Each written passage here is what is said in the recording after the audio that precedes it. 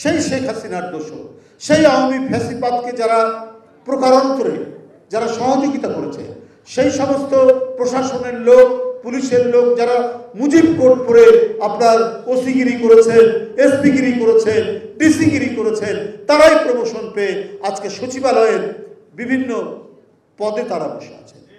তার মানে সন্দেহ তো জনগণের আসতে পারেই, কারণ ঘটনা কোনো বিচ্ছিন্ন ঘটনা নয়, একটির পর একটি ঘটনা, মানে সিনেমার চলচ্চিত্রের মতো একটির পর একটি যেমন আসে, ঠিক এই ঘটনাও তাই।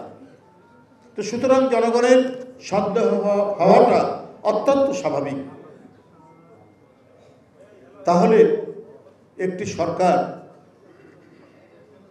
অন্তর্বর্তীকালীন সরকার যারা হয়েছে, তারা তো এই দোষরদেরকে চিহ্নিত করে আপনার ব্যবস্থা নিয়ে গণতন্ত্রের উপযোগী একটি সরকার, বা যে বৈপ্লবিক চেতনা নিয়ে এত ছাত্রের আত্মদান, এত মাসুম বাচ্চার আত্মহুতি, তাদের স্পিরিটকে লালন করে প্রশাসন সাজানো হয়নি।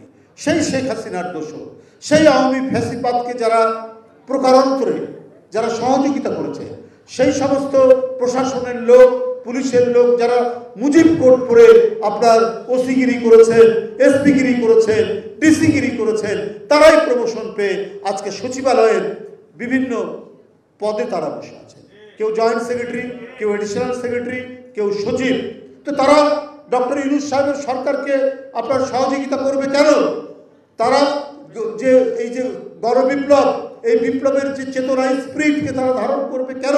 তারা তো নানা কারসাজির মধ্যে দিয়ে এই সরকারকে ব্যর্থ করার চেষ্টা করবে।